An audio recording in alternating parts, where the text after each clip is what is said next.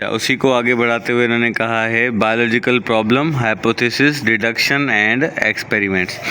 तो इसको खोल के उन्होंने समझाया है यहाँ पर, मैं भी आपको समझा देता हूँ। वैसे तो आप समझ गए होंगे, दोबारा समझे। Biological problem is a set of questions to be solved. Biological problem क्या होती है? क्वेश्चंस होते हैं जिनको सॉल्व करना होता है about the natural world. These problems can be environmental, ecological, health related, etc. No matter what type of problem are being studied, scientists use the same problem solving method to find answers that are logical and supported by evidence. कोई भी आप question हो biological या कोई भी problem हो, कोई भी मसला हो, साइंटिस्ट एक प्रोसीजर को फॉलो करते हैं। वो प्रोसीजर ये है कि सबसे पहले ऑब्जर्वेशन, उसके बाद हाइपोथेसिस, हाइपोथेसिस के बाद एक्सपेरिमेंट, एक्सपेरिमेंट के बाद जो है वो फिर जाके थ्योरी बनती है। ठीक है। Here we take an example of malaria, the great killer disease of man for centuries. You are familiar with the disease malaria, which spread through a female Anopheles mosquito. Previous, the cause of malaria was unknown. It was thought that the malaria caused by bad air. Latin word mala means bad and area means the air. This problem is solved when a scientist identified the reason of malaria. कह रहे हैं, मिसाल ले लें कि एक पहले question था, एक बीमारी थी मलेरिया की, तो वो अनसॉल्व थी पहले लैटिन के टाइम में, क्योंकि लोग समझते थे कि ये एक जो बैड एयर है उसकी वजह से होती है, कोई ऐसी हवा चलती है जिसकी वजह से बीमारियाँ होती हैं। तो मलेरिया का जो नाम पड़ा है वो भी mala means bad, aria means air, तो उससे पड़ा है लैटिन वर्ड से। लेकिन सेंचुरीज के बाद, काफ़ी सदियों बाद जो है साइंटिस्ट ने इस प्रॉब्लम को सॉल्व किया। साइंटिस्ट ने आइडेंटिफाई किया कि मलेरिया का जो कॉज है वो मॉस्कीटो है।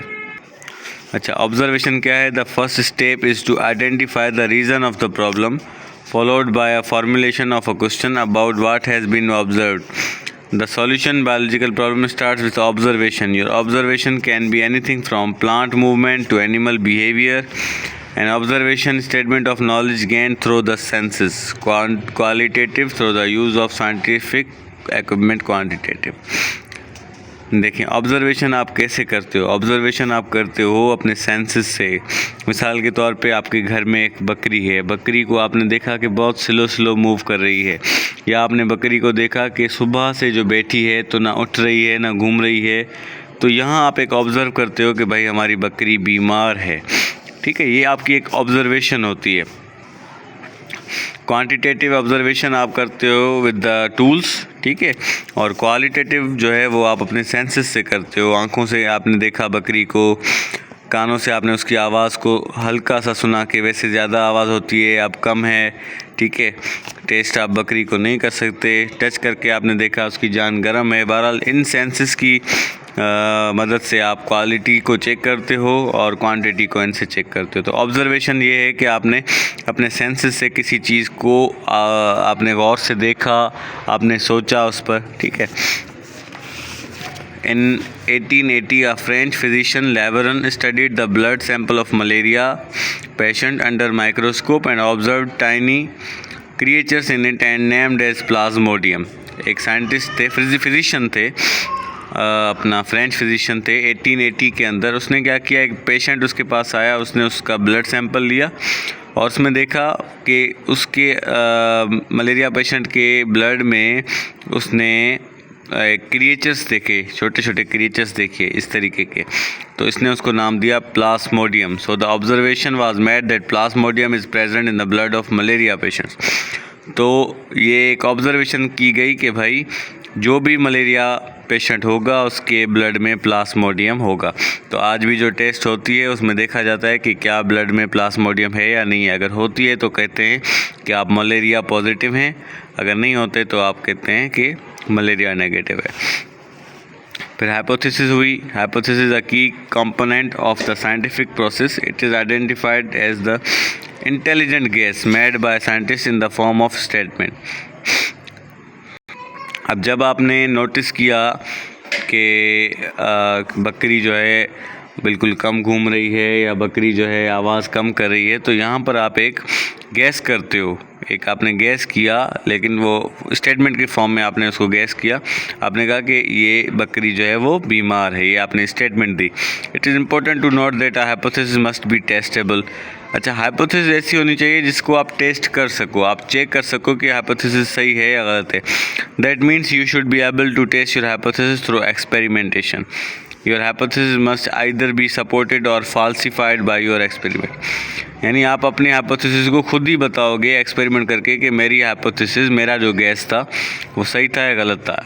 For example, in malaria case an intelligent gas is made after observation that plasmodium is the cause of malaria, but it is only a guess which can be presented as a hypothesis। कि ये तो एक gas था कि भाई उसने gas किया कि इसके ब्लड में प्लाज्मोडियम है, तो सब पेशेंट्स के ब्लड में प्लाज्मोडियम होगा अगर उनको मलेरिया है।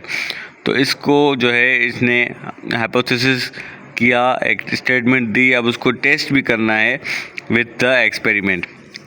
Biologist collect information about the problem and formulate the hypothesis by using a reasoning process, that is inductive reasoning and deductive reasoning। ये मैं आपको बता चुका हूँ, ठीक है। ये है एक फीमेल एनोफेल्स मॉस्किटो और ये है द मलेरियल पैरासाइट्स प्लाज्मोडियम जो मैंने आपको बताया था।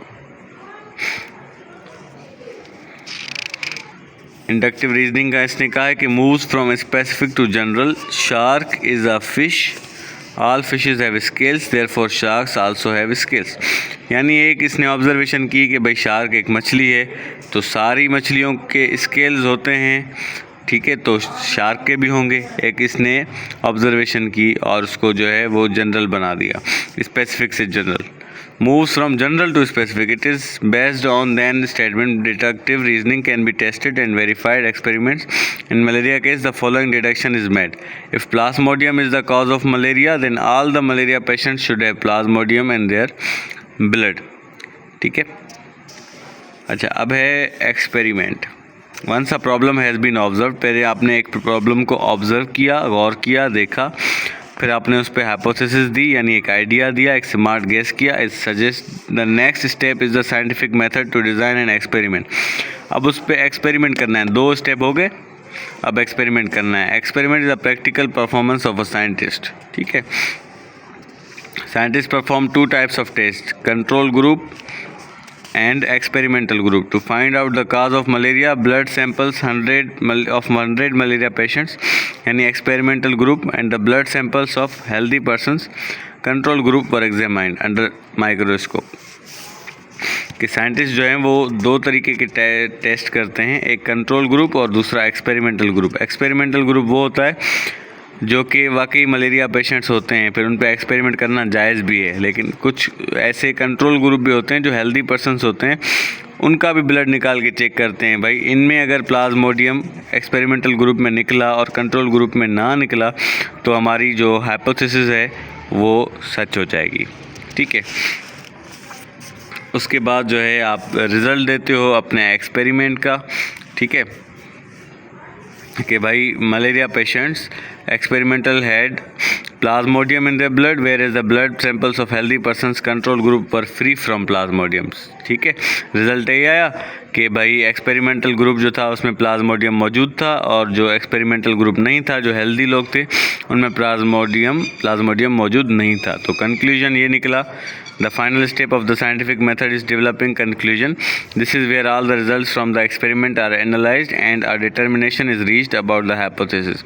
If your hypothesis was supported, it's great, if not repeat the experiment or think of other ways to improve your procedure. अगर ये सही साबित हो गया, सही साबित यहाँ तो हो गया है, अगर आपका नहीं होता तो आप दोबारा इस प्रोसेस को स्टार्ट कर सकते हैं, ठीक है। फिर जो है वो conclusion is made that Plasmodium is the cause of malaria. भाई कंक्लूजन मिल गया कि मलेरिया का कॉज क्या है, प्लाज्मोडियम है। तो जब कंक्लूजन मिल जाता है तो वो बन जाती है theory. Scientists use word theory in a very different way than non-scientists. When many people say I have a theory, they really mean I have a guess. Scientific theories, on the other hand, are well-tested and highly reliable scientific explanations of natural phenomena. जब आप हर चीज़ test कर लेते हो, experiment कर लेते हो, तब आप जो स्टेटमेंट देते हो उस स्टेटमेंट को कहा जाता है थ्योरी, यानी सारे एक्सपेरिमेंट्स के बाद, ठीक है। A scientific law is a uniform or constant fact of nature. It is virtually an irrefutable theory. Biology is short in laws due to puzzling nature of life.